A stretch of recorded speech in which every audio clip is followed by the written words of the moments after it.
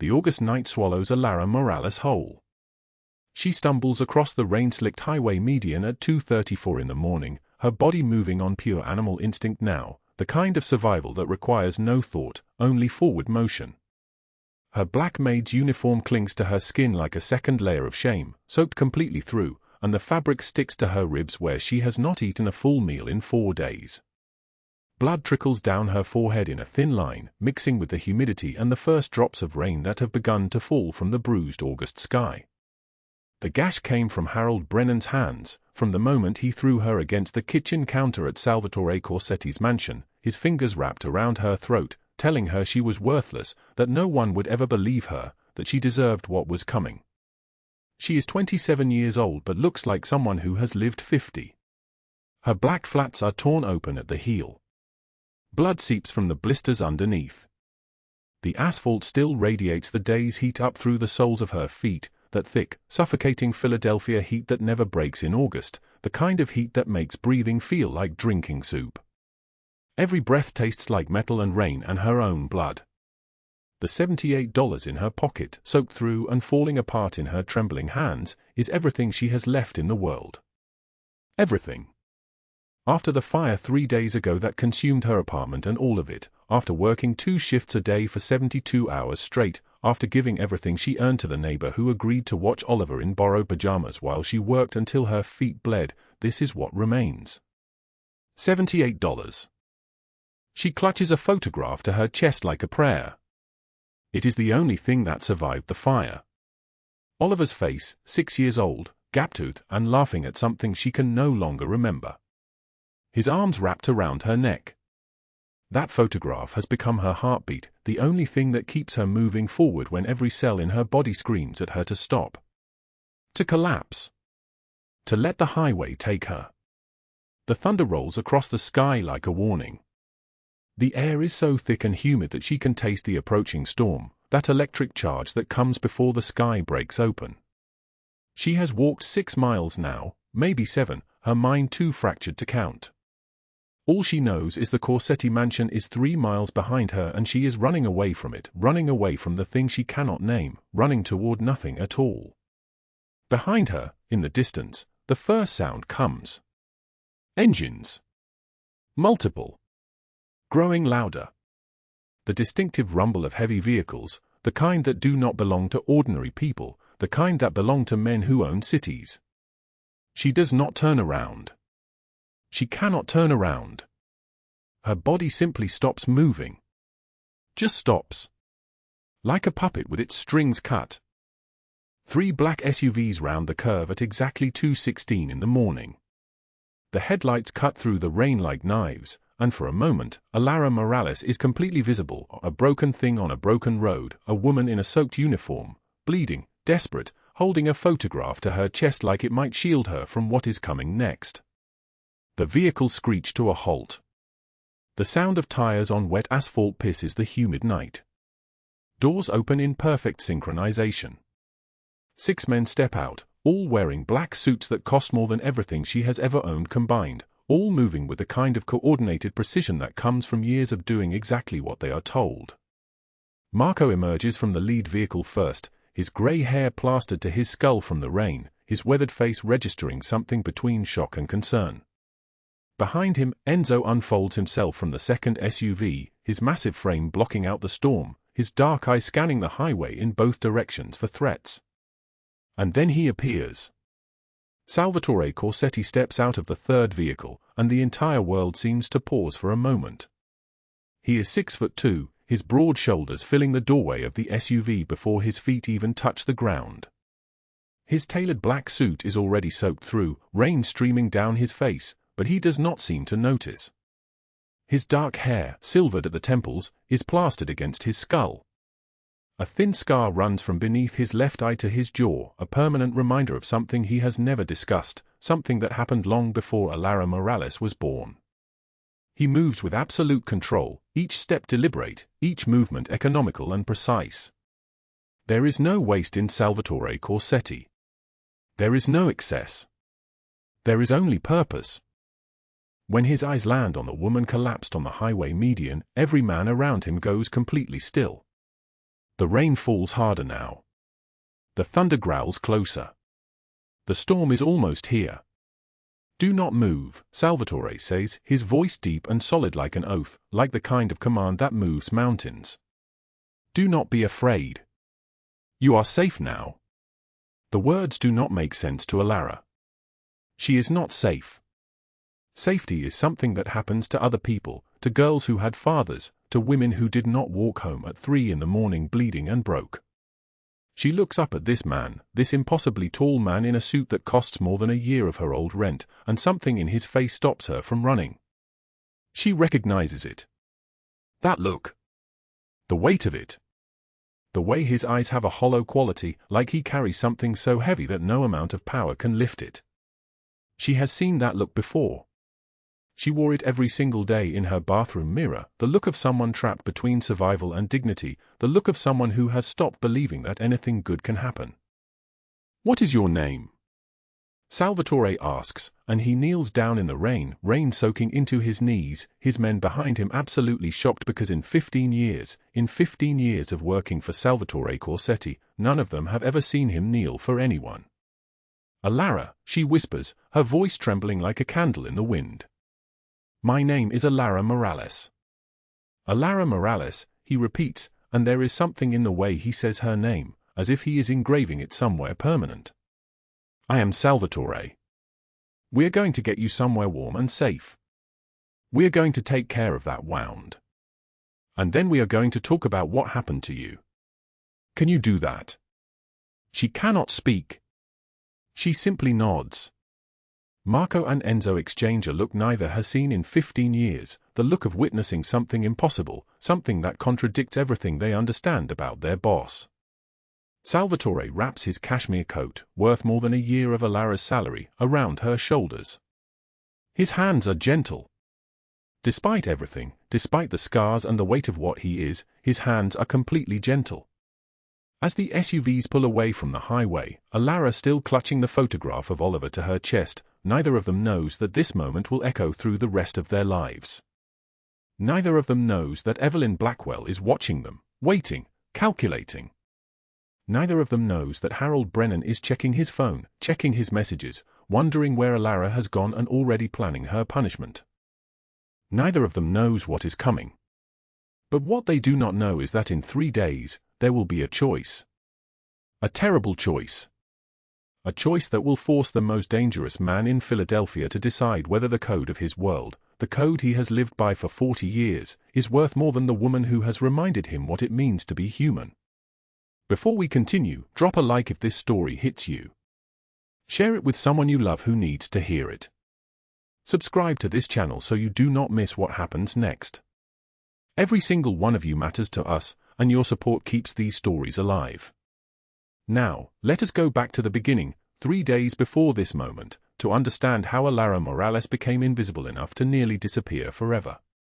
The fire started at 11:13 in the evening on a Tuesday. Allara Morales was working her first shift at the Corsetti mansion, a sprawling estate on the hill overlooking Philadelphia, a place so far removed from her life that it felt like stepping into another world entirely. She had been hired the day before by Marco, who had looked at her with something like pity and asked her if she could start immediately. She had said yes before he even finished the sentence. She had said yes while her mouth was still dry from not drinking water to save money. The apartment she came home to at 1:15 in the morning was already burning. The neighbors told her later that the fire had started in the walls, something electrical, something that had been broken for weeks that she could not afford to fix. She had noticed the smell but ignored it. Ignoring problems was cheaper than solving them. Ignoring problems kept you alive longer. All of her things burned. The furniture she had assembled on Christmas Eve at midnight with a $10 manual and missing screws. The books she had read 17 times each because she could not afford new ones. The dishes she had washed and re-washed until the paint wore off. The clothes. The shoes. The photographs in their plastic frames. The files with her medical records, her lease, her proof of identity.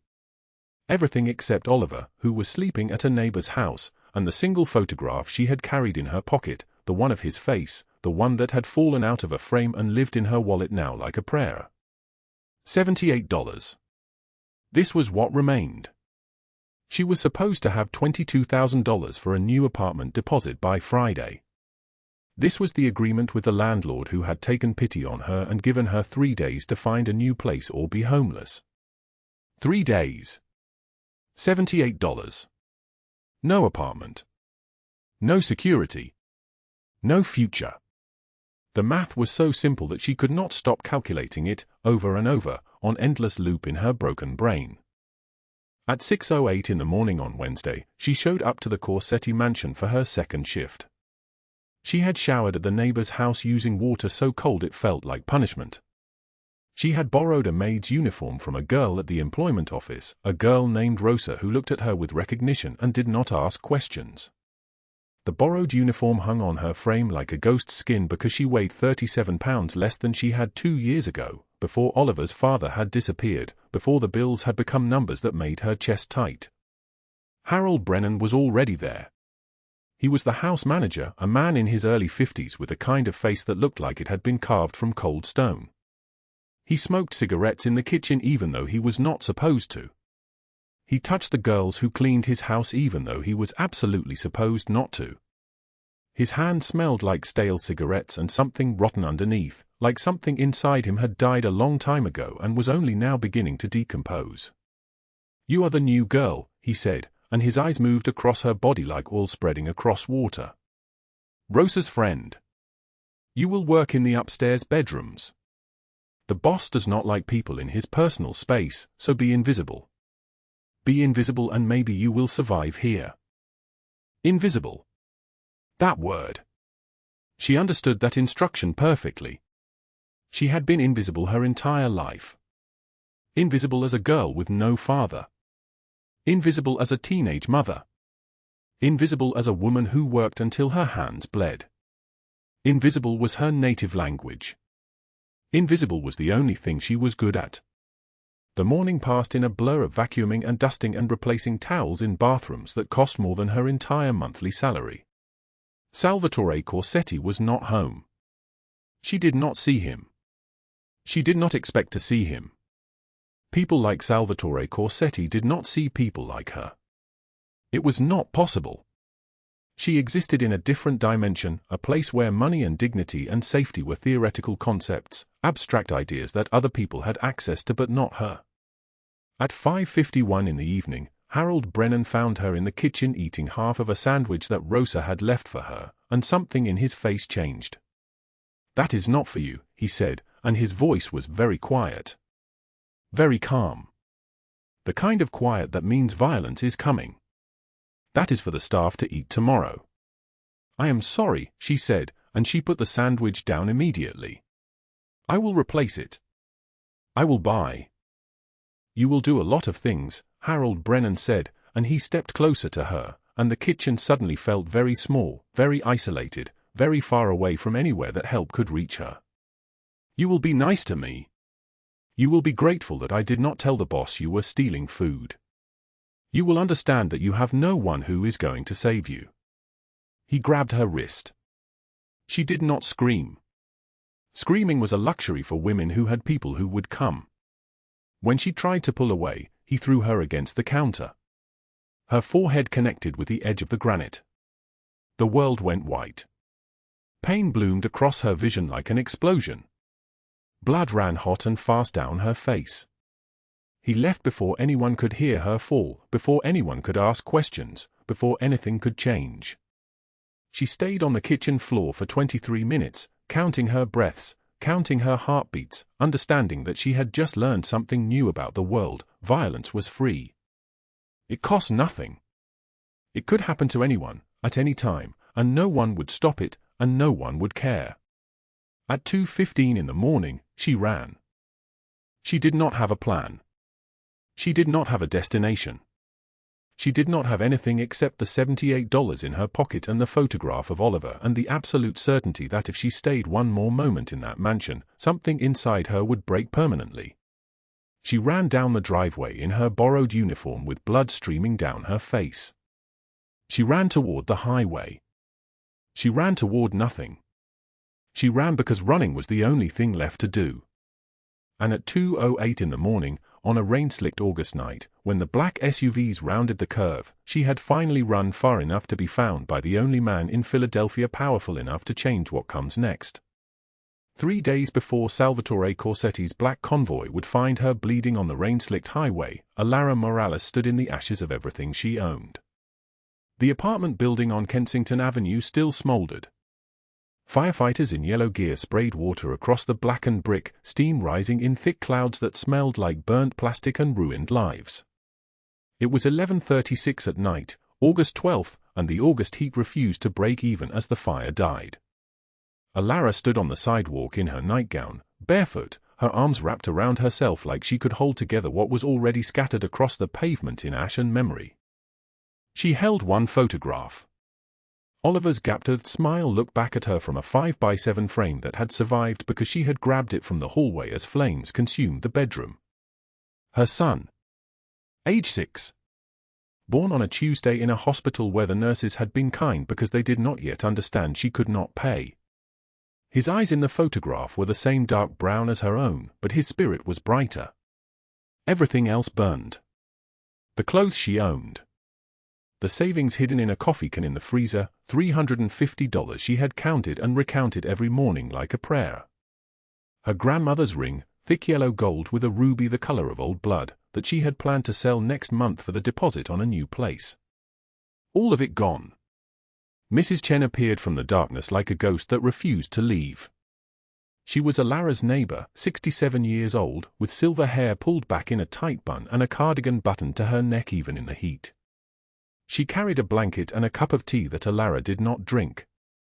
"I will keep Oliver tonight," Mrs. Chen said. Her voice was steady like a stone. "He is sleeping now. I gave him warm milk. He cried for you, but children sleep eventually.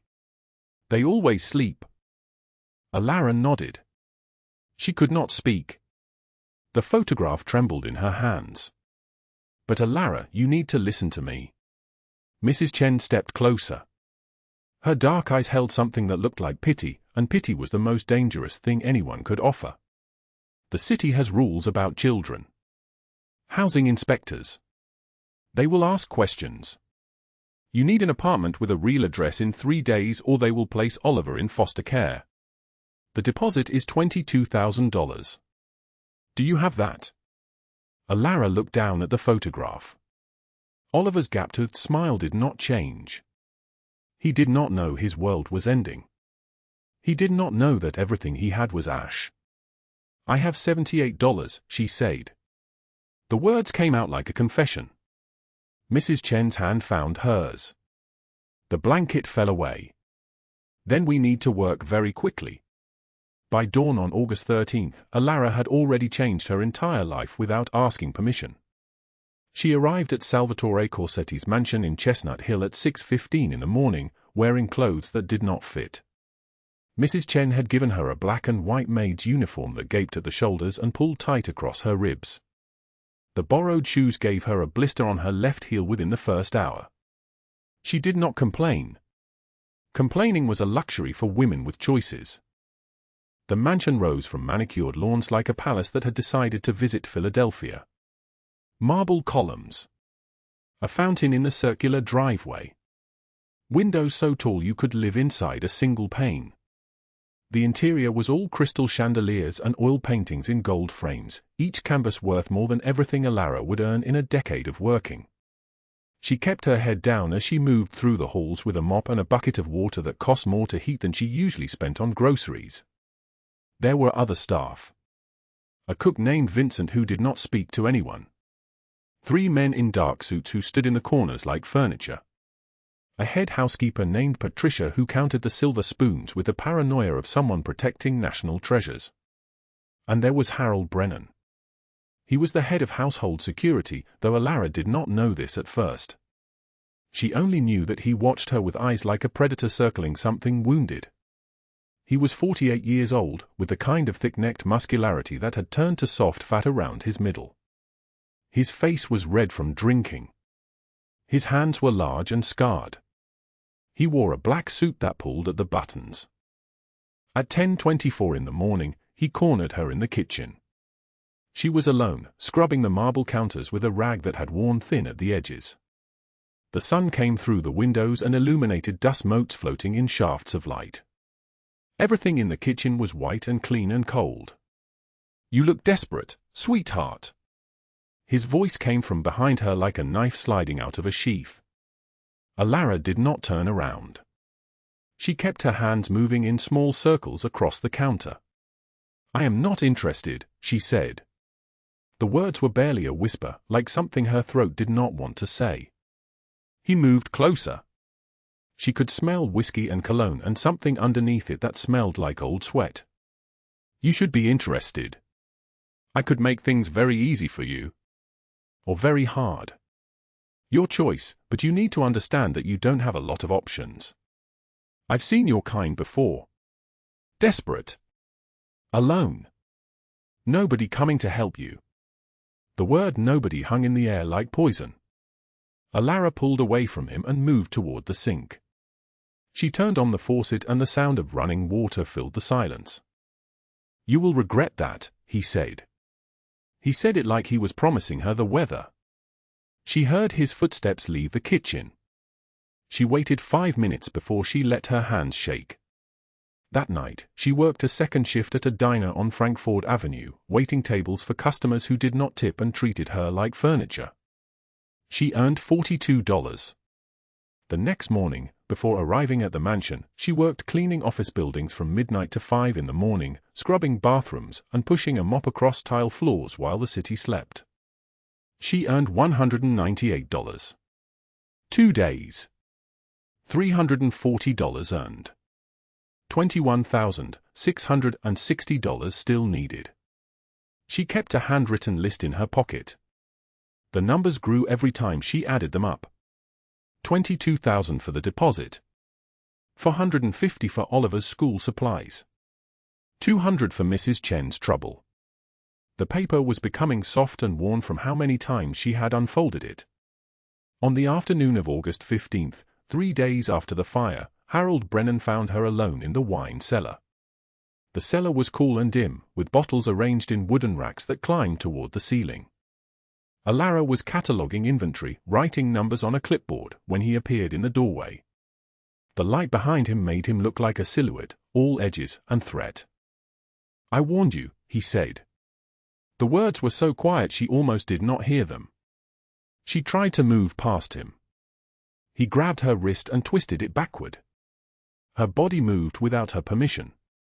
He pushed her against the stone counter where the wine glasses were stored, and her forehead connected with the edge of the granite with a sound like a gunshot in the silence. The world went white. Pain bloomed across her vision like an explosion, like lightning striking inside her skull. She tasted blood. It was warm and metallic and covered her tongue like rust. "That is what happens when you are ungrateful," he said. His breath was hot against her face. "That is what happens when you forget your place." When he released her, she sank to the floor. The back of her head throbbed. Blood ran hot and fast down her forehead and into her eye, and everything on that side of her vision turned red. She stayed on the cold stone floor for 23 minutes, counting her breaths, counting her heartbeats, understanding something new about the world: violence was free. It cost nothing. It could happen to anyone at any time, and no one would stop it. At 2:15 in the morning on August 15th, she made a choice that saved her life. She did not go back inside to collect her things. She did not say goodbye. She did not fill out a resignation form or give notice or do any of the small courtesies that people with options extended to employers. She simply ran. She ran down the driveway in her borrowed black and white uniform with blood streaming down her face.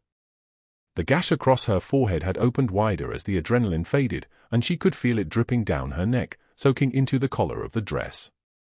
The $78 in her pocket, crumpled bills and coins that rang against each other as she moved, was still all the money she had in the world. The photograph of Oliver was still tucked in her bra, over her heart, where nothing could burn it a second time. She ran toward the highway because she did not have money for a cab and the buses had stopped running. Her borrowed shoes slapped against the pavement. August had broken something in the sky, and it opened. Rain fell like a curse that could not be lifted. Within 10 minutes, she was soaked through. Within 20, she was shaking so hard she could not hold her own arms still. She walked along the shoulder of IR-95 North, one foot in front of the other, her vision blurring from blood and rain and something that might have been tears, but she was too numb to feel. Cars passed her in the darkness. No one stopped. No one saw a bleeding woman in a maid's uniform walking alone on the highway at 3 in the morning. She was nobody. She was invisible. She was exactly what Harold Brennan had called her. And at 2:13 in the morning, when the black SUVs rounded the curve with their headlights cutting through the rain like a blade wrapped in ice, she had finally walked far enough to be found by the only man in Philadelphia powerful enough to change everything that came after. The rain fell sideways, driven by wind that cut like a blade wrapped in ice. Allara stood in the basement of the apartment building on Kensington Avenue, her breath shallow, her hands trembling as she counted out the cash one more time. $80. That was all she could give Mr. Rodriguez this month. Last month it had been $120. The month before, $150. The well was running dry, and she could feel it like a weight pressing down on her chest. Behind her, 6 people waited in the shadows. Mr. Rodriguez, 73 years old, his wife Maria sitting on a folded blanket. 2 teenagers, cousins named David and Sophia, sleeping against each other for warmth. Carmen, who had fled her husband with nothing but an infant daughter. These were the invisible people. The ones the city had forgotten. The ones Allara saw every single day because she had been them, was still becoming them with each passing month. She distributed the bills carefully. 80 to Mr. Rodriguez. 80 to Carmen. The remaining 340 divided among the others. From her own paycheck. From the mysterious $500 that appeared in her envelope each month from a source she did not understand and could not explain. Carmen's eyes filled with tears. Allara, you cannot keep doing this. Your son needs. Oliver is safe, Allara said quietly, her voice barely a whisper above the sound of rain drumming against the basement window. He has a bed. He has school clothes. He has enough. You do not. She pulled out the sandwich she had wrapped in foil at the mansion, untouched since dinner service ended. She divided it into 7 pieces, keeping the smallest one for herself. When Mr. Rodriguez saw what she was doing, he stood, his old joints creaking. Mija, you need to eat. You are disappearing. I ate at work, she lied. Her stomach had been empty since yesterday, but they did not need to know that. What she did not know was that she was being watched. Salvatore Corsetti sat in the back seat of the black sedan parked 3 blocks away, rain streaming down the windows, obscuring the view. Marco sat rigid in the driver's seat, hands gripping the steering wheel at 10 and 2, the way a man grips something when he is afraid of what might slip away. In the passenger seat, Enzo kept his eyes forward, not daring to look at his boss. They had been following Allara for 15 minutes. Following her from the mansion to the bodega where she bought milk and bread with the careful, calculating touch of someone who had learned to make pennies stretch across days. Following her to this building in a neighborhood where police did not patrol and city services did not reach. Boss, we should not be here, Marco said. The words came out like an apology. Anything happens to you in this part of the city. Nothing will happen, Salvatore said. His voice was flat, final. The voice of a man who had made a decision and would not be moved from it. He got out of the car without waiting for the others. Without bodyguards. Without the careful choreography of power and protection that usually surrounded him. He wore a charcoal suit that cost more than the annual rent on every apartment in this building combined. Italian leather shoes, hand-stitched. A watch that was worth more than the car he had just abandoned. He moved through the rain like a ghost, like a man who had learned long ago how to take up space without being noticed. He descended the basement stairs with the same careful control he used to walk through rooms full of men who wanted him dead. Through the grimy window, he watched. He watched Allara divide the sandwich into 7 pieces, her hand steady even as her body swayed with exhaustion. He watched her smile at the young mother, watched her reassure Mr. Rodriguez that she had eaten, knowing it was a lie so transparent that even strangers could see through it. He watched her give away everything. Every dollar he had placed in her envelope. Every gesture of protection he had extended through Marco's invisible network. She did not keep it. She did not save it. She gave it away. In the darkness of the basement, in the presence of people who had nothing, Allara Morales was the richest person there because she still had something to give. Salvatore's breath caught. Then, standing in the rain with his expensive suit slowly darkening with water, something broke open inside him. A crack in the fortress he had built over 47 years. Tears came, and he did not stop them. They ran down his face, mixing with the rain, and he did not wipe them away because he did not deserve the comfort of that small gesture. Back at the car, Marco's breath stopped. In all the years Marco had worked for Salvatore Corsetti, in the wars, in the victories, in the moment when Salvatore had killed his own brother with his bare hands to protect the organization, he had never seen his boss cry. Not once. Not ever. Marco's hands tightened on the steering wheel so hard his knuckles went white. Enzo, Marco whispered, and there was fear in his voice. Real fear. In 15 years, I have never seen him like this. Enzo did not respond. He could not. They both understood what this meant. When a man like Salvatore Corsetti cried, when the fortress walls cracked, when the armor came off for even a moment, everything that came after would be different. Everything would change. Salvatore returned to the car at 11:06 p.m. His suit was soaked. Water dripped from his hair onto the leather seats, and neither Marco nor Enzo dared to tell him to stop. He sat in the back seat, staring out at the rain, his jaw clenched so tightly Marco could see the muscle working beneath his skin. Drive, Salvatore said. Where, boss? Marco asked. Home. But they both knew that Salvatore was not thinking about the mansion. He was thinking about a woman who had nothing and gave it all away. He was thinking about a child named Oliver, sleeping safely in an apartment paid for with money that was meant to save her but instead had become a tool for saving everyone but herself. Salvatore Corsetti made a decision that night that would reshape everything. He pulled out his phone and made a call, his voice steady now, all traces of emotion locked away where they belonged. I want a full financial audit on Anthony, he said. Everything he has done since he arrived. Every contact. Every meeting. Every move. I want it on my desk by morning. Yes, boss, came the response. He ended the call and made another. Then another. By the time the car pulled up to the mansion's gates, he had set into motion a series of events that would determine not just his future, but Allara's. What Allara did not know, sleeping peacefully in her small apartment 3 miles away, was that she had just been chosen. Not as a responsibility. Not as a debt to be collected. But as the thing worth protecting.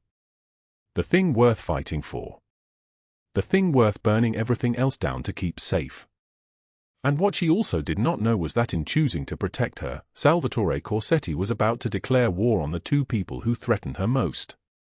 The first threat was immediate. The second would take time to unravel. But both were coming. Both were inevitable as the rain that continued to fall over Philadelphia, washing through the streets, carrying secrets and sorrows toward a reckoning neither of them had anticipated. At 2 a.m., as Allara slept, Marco delivered the files to Salvatore's office. What he found made his hands shake as he turned each page. Anthony Marchetti was not just watching Allara. He was building a case. A list of everyone she had given money to. A timeline of every gesture Salvatore had made on her behalf. A blueprint for blackmail that would destroy his uncle's reputation within the organization and position Anthony to take control. Meanwhile, 3 blocks away in a penthouse apartment overlooking Rittenhouse Square, Evelyn Blackwell received a phone call from a contact inside the Corsetti mansion. The information she received made her smile. A smile like a blade, sharp and cold. Allara Morales had just become the centerpiece of a game being played by forces far more dangerous than she could imagine. And the man who loved her, though he had not yet spoken it aloud, was about to show the world exactly how far he would go to keep her safe. The rain fell in sheets that January night, so thick it seemed to erase the city itself. Allara sat on the fire escape of her apartment building, her thin sweater soaked through, her fingers numb. The metal grating beneath her was slick and cold. Her phone trembled in her hand, Anthony Marchetti's number already pulled up. One touch and she could send the message he was waiting for. One touch and she could save Oliver from his threats. One touch and she could betray the only man who had ever treated her like she mattered. The photograph of Oliver sat beside her, protected under her palm. She thought about the moment 3 hours earlier when Anthony had cornered her outside his school. The other parents had looked away. They always did. His hand on her arm had been gentle, almost affectionate. "You have been avoiding me." That was a mistake. She had tried to pull free.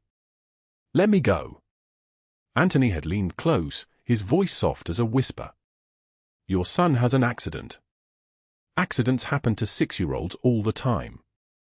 Oliver had come running then, his small body crashing into her legs. "Mama. Mama, I want to go home." Anthony had released her, stepping back with a smile that did not reach his eyes. "Think about it," he said. And then he was gone, disappearing into the crowd of parents picking up their children, leaving behind only the memory of his threat and the smell of his cologne, expensive and suffocating. Now, sitting in the January rain that felt more like December, Allara could not stop shaking. The humidity clung to her skin despite the cold. It made no sense, but nothing made sense anymore. Anthony wanted her to plant a recording device in Salvatore's office tomorrow. A small black box no bigger than a pack of matches. He had shown it to her, pressing it into her palm 3 days ago. "Just this one thing, and I protect your son. Refuse, and I cannot guarantee his safety." The threat had been casual, the way one might mention the weather. But the implication was clear as a blade. She had $340 saved. That was all. Enough for maybe 2 weeks of rent in a small town far from here. She could take Oliver and disappear. Leave Philadelphia, leave Salvatore, leave everything. But Anthony's men were everywhere. She had learned that the hard way. 2 days ago, she had tried to drive to a bus station. A black SUV had followed her for 6 miles before turning away. A message. A warning. There was nowhere to run where Anthony could not find her. The alternative was to tell Salvatore everything. To confess that his nephew had been threatening her, that he wanted her to spy on him, that her silence had cost her nothing so far but soon would cost her everything. But what if that made Salvatore angry? What if he decided that loving her was too dangerous, that protecting her was too much of a liability? She had heard the stories about what happened to people who became problems. They disappeared. They vanished into the river. They were erased. And then there was Oliver. Oliver, who needed her. Oliver, who called out for her in the dark. Oliver, who had learned to count his breakfast cereal because she had made it into a game to keep him distracted from hunger. Oliver, who was asleep inside the apartment right now, safe and warm in the bed they shared because his mother had fought every single day to keep him that way. From inside, she heard his voice. Small, frightened, needing. "Mama, I am cold. Come inside." Just those 5 words. Just a child's simple request. But they cut through the rain and the darkness and the impossible choices like a knife through silence. She could not give up. She could not betray Salvatore. She could not let Anthony win. Not while Oliver was breathing, not while he was calling for her, not while there was still a chance to fight. She stood, leaving the phone on the fire escape railing. The $340 cash and the photograph of Oliver she took with her. She would tell Salvatore tomorrow. She would accept whatever came next. And if that meant danger, if that meant Anthony's revenge, then at least she would face it standing up instead of on her knees. Meanwhile, across the city in a high-rise office overlooking Philadelphia's glittering skyline, Salvatore Corsetti sat motionless in his leather chair. Rain drummed against the floor-to-ceiling windows. Marco stood before him, a single piece of surveillance footage playing on the screen. The timestamp read 3:08 p.m. School grounds. Afternoon pickup. Anthony's hand gripping Allara's arm. Her face going pale. Oliver running toward her, crying. Marco did not need to describe what he was seeing. The footage spoke for itself. 3 weeks we have confirmed evidence of contact, Marco said quietly. But the pattern suggests longer. He approaches her at least twice a week. Always when she is vulnerable. Always when she is alone. Salvatore's jaw tightened. His hands, resting on the desk, slowly formed fists. In 15 years of working for him, Marco had never seen his boss's eyes go that particular shade of cold. What does he want from her? Access. Information. He is building a case against you. Names, dates, financial records. He intends to use her as leverage. The silence that followed was the silence of a decision being made. The silence before violence. The silence before the world changed. Salvatore stood, and the men in the room stiffened because they recognized that movement. It meant someone had just made a terrible mistake. Bring him, Salvatore said. At 4 a.m., the penthouse apartment belonging to Anthony Marchetti exploded with sudden activity. No sirens. No sirens meant this was not the police. No sirens meant something worse. 12 men dressed in black tactical gear moved through the apartment like smoke, like ghosts, like an army that operated outside law and consequence. They moved through the hallways without speaking, communicating through glances and hand signals. Anthony woke to a figure sitting in the chair beside his bed. Backlit by the city lights pouring through the windows, the figure was barely visible, only an outline of a man. Only the shape of something immense and dangerous. Uncle Sal? Anthony's voice cracked. What? You threatened a child, Salvatore said. His voice was not loud. His voice was quiet and flat and more terrifying than any shout could ever be. You threatened her. I was just trying to protect the family from. You were trying to use her to take what you think you deserve. You are not owed anything, Anthony. This empire was built on blood. My blood. My choices. My brother's body buried in the foundation of this city. You have spilled nothing. You have sacrificed nothing. You are a parasite living off work you did not do, claiming debts you did not earn. Salvatore leaned forward, and the light caught his face. His expression was carved from stone. You have been given everything, and you have earned nothing. And now you have decided to destroy a woman because you are too weak and too stupid to take what you want like a man. Anthony fell to his knees. His bravado, his confidence, his sense of entitlement, all of it crumbled like ash. Please. I am sorry. I am family. My brother was family, Salvatore said. He looked to Marco and nodded. 6 men moved forward without hesitation. They did not hurt Anthony. They did not need to. Pain was not the point. Erasure was the point. Anthony Marchetti was dragged from his bed, screaming, begging, promising anything, offering everything. His screams echoed through the penthouse and down the hallway and into the night. But no one heard them because no one listened. By the time the sun rose, Anthony Marchetti had been handed over to a rival family, the Calabrese organization, an organization he had once tried to betray. He would spend the rest of his life paying off a debt that could never be satisfied. Some said he was in a container at the bottom of the Delaware River, weighted down with chains. Others said he was working in a labor camp in Albania, his hands bleeding, his back broken, his mind erased. Salvatore did not care which version was true. He only cared that Anthony was gone. But Evelyn Blackwell, elegant and ruthless in her penthouse overlooking Rittenhouse Square, saw opportunity in the darkness. She had been embezzling from the organization for 2 years. $3.7 million. Offshore accounts. Digital trails so carefully hidden that she had believed no one would ever find them. But finding secrets was Salvatore's business, and he had found hers 6 months ago. He had been waiting, watching, gathering evidence. He had been patient.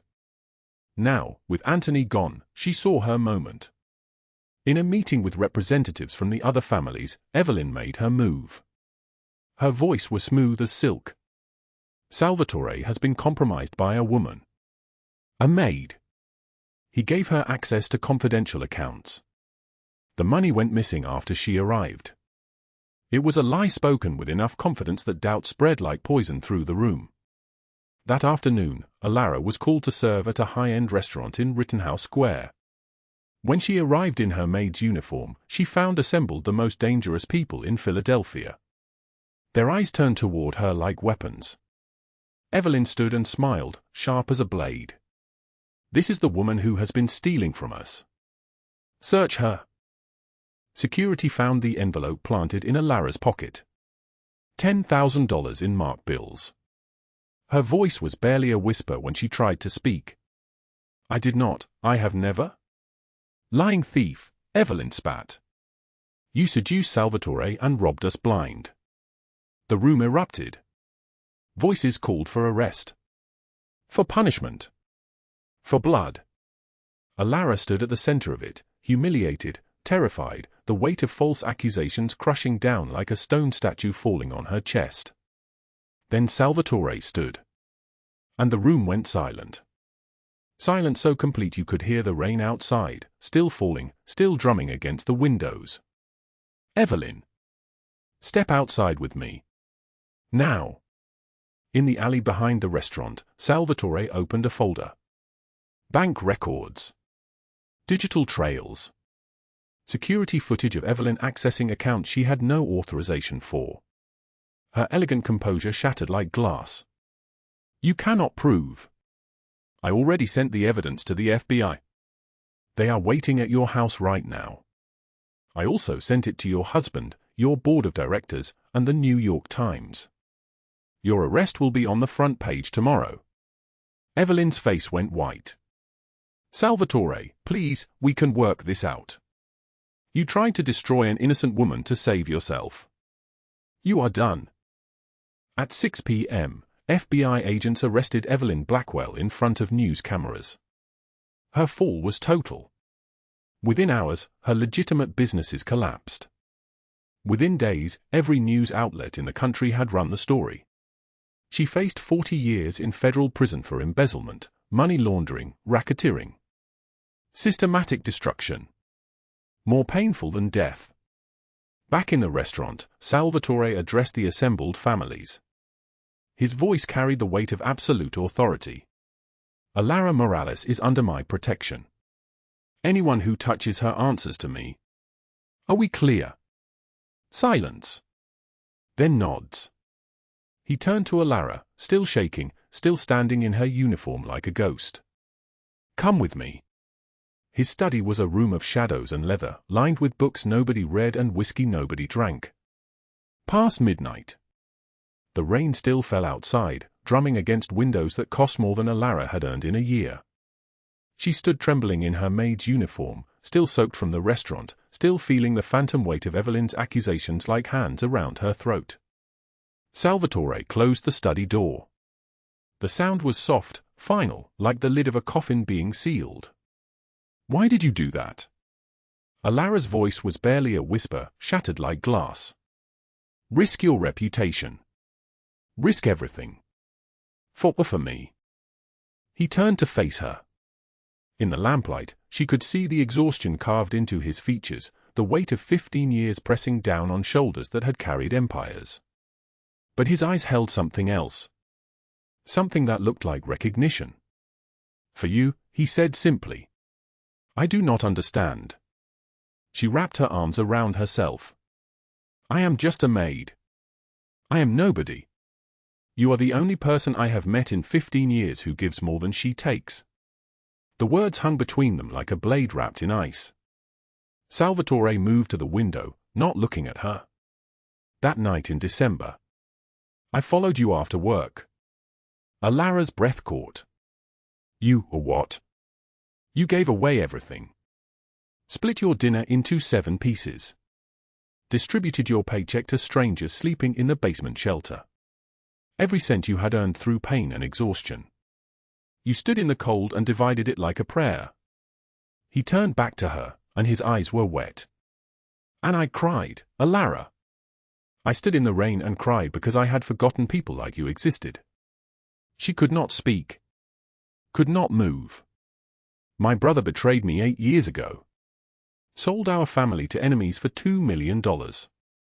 I killed him in the wine cellar where that animal Brennan hurt you. His voice was steady, factual, like he was reading numbers from a ledger. I thought I understood betrayal. I thought I understood the cost of trust. But you survived a fire, lost everything, and your first instinct was not revenge. It was to keep going.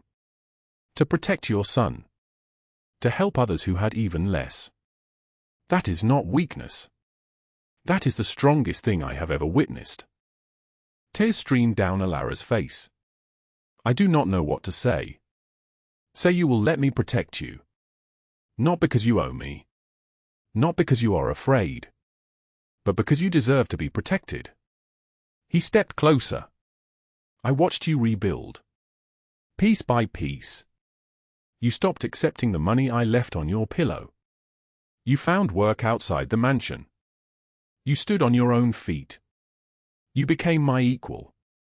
You were the one who. I gave you nothing you did not already possess. I simply removed the obstacles. The rest came from inside you. He paused. You rebuilt your life because of your own strength, Allara. I just needed you to see it. Just as I needed you to help me see what I had become. She looked at this dangerous man, this killer, this boss who commanded an empire built on fear and blood. In the dim study surrounded by the weight of his choices and hers, she saw something that had been invisible to everyone else. She saw the man beneath the power. The person who had learned to cry again because of her. I see it now, she whispered. When he kissed her, it was gentle. Tentative. Like he was asking permission for something he had wanted for months but never dared claim. His hand cupped her face with the kind of care a man gives to something precious. When they pulled apart, she rested her forehead against his chest and heard his heart beating fast, alive, human. Thank you for seeing me when I was invisible, she said. Thank you for reminding me what it means to be human.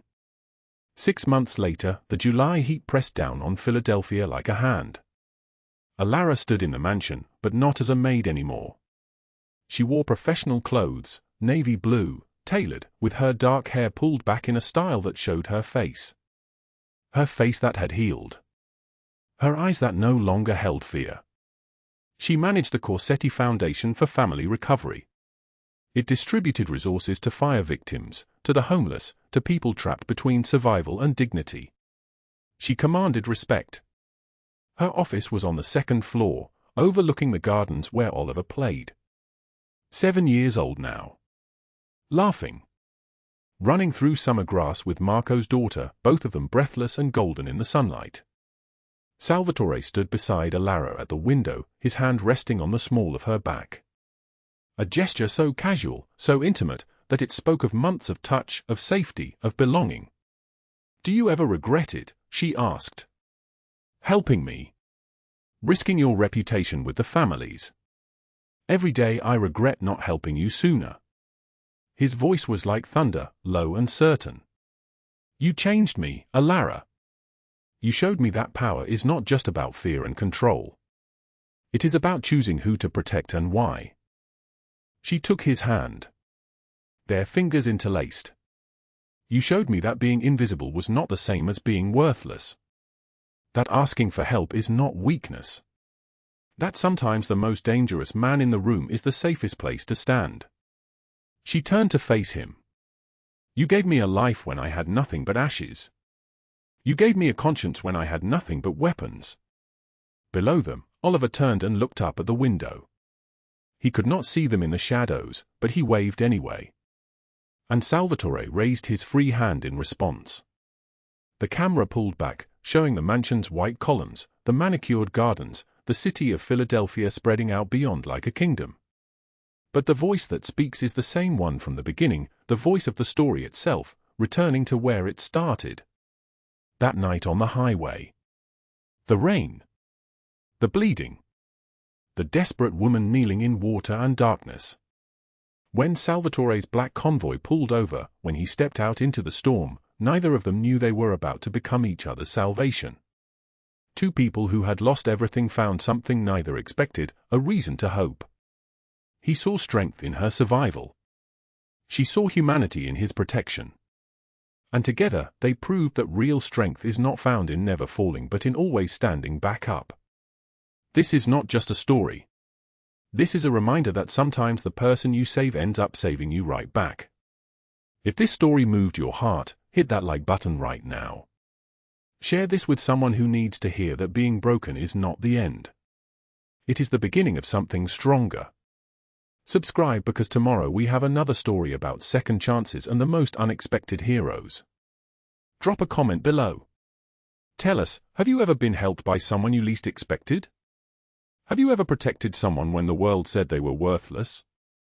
We read every single one. Every comment is a light in the darkness. Remember this. After the rain, the sky clears. After the fall, we rise. And sometimes, salvation wears an expensive suit and commands an empire. Thank you for staying with us until the very end. We wish you health, joy, and days filled with peace and quiet strength. We will see you again in the next story. Goodbye for now.